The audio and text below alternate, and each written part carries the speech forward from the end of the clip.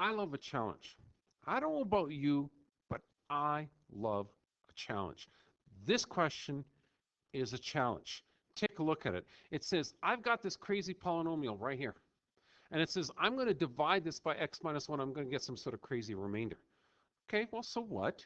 Stick to what you know. You know how to do remainder theorem. You take this divisor, you let it equal to 0, you solve for this guy, you substitute it in.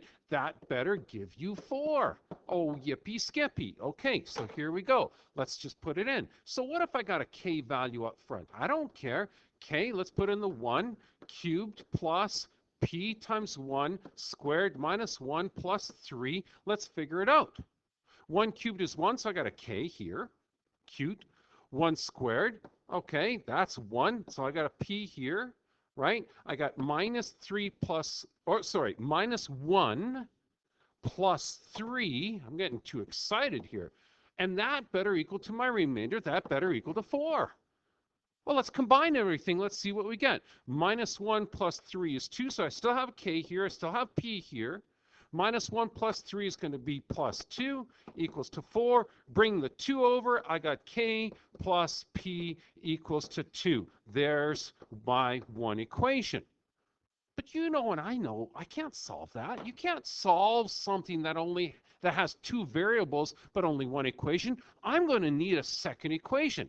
That's where this comes in. Look, you're taking the same polynomial, dividing it by x minus 2, you're now getting this strange remainder. So what? Do the same thing you always did. Look, bring the 2 over. That means you're going to put a 2 wherever you see an x. There, there, and there. And that is going to equal to 21. Okay, so here we go. Do the same thing you did before. K2 cubed plus p times 2 squared minus 2 plus 3 has to equal to this remainder of 21. Yeah, same thing you did with the other question, right? Okay, so let's clean it up. Let's go. 2 cubed is 8, so this is 8k.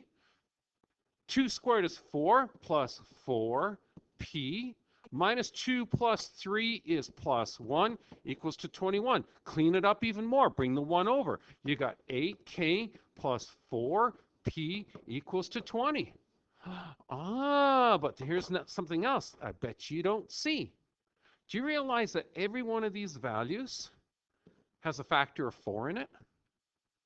That means you can divide this side by 4. You can divide this side by 4. What you do to the left, you do to the right to make this an even easier question to deal with.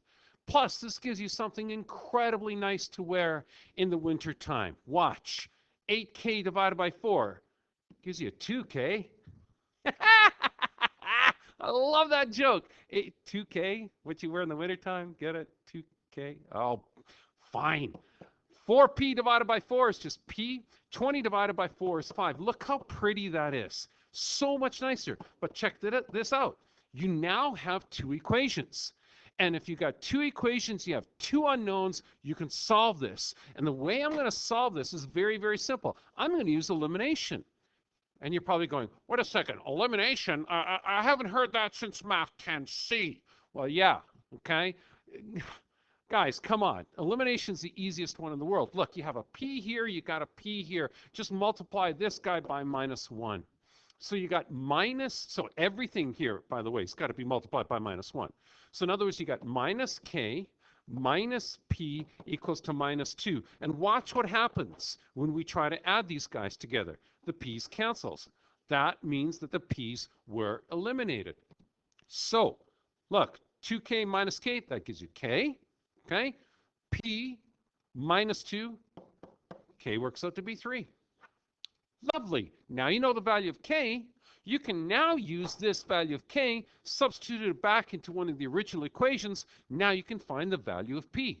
Watch. K becomes 3 plus p equals to 2. Bring the 3 over. P equals to minus 1.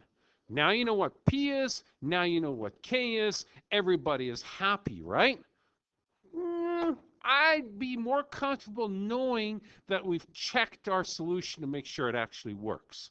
Okay, so let's take 3, put it back in. The minus 1 for P, put that back in. So we know that K here then is 3. We know that P then is minus 1. So I want to go out and I want to prove that this actually is the answer. In fact, when I divide it by this x minus 1, I get 4. And if I divide by x minus 2, I get the 21. So you know what? I'm going to erase this real quick. Watch. Shazam, baby. Woo! Is that ever fast? Look at this. This is the polynomial I have now. I determined my P and Q value, or my P and K value, from all the work that I did before. Remember, this is now 3x cubed minus 1x squared minus x plus 3. That's my new polynomial because I determined the value of K and P from all the stuff that I did previously 5 minutes ago.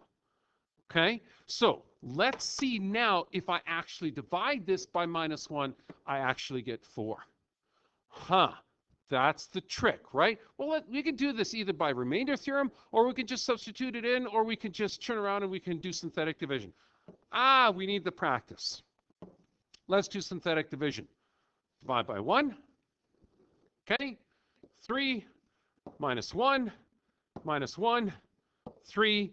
I better get an answer here of 4. Oh boy, oh boy, oh boy. Okay, that's 3. 3 times 1, 3. That's going to be 2. 2 times 1, 2.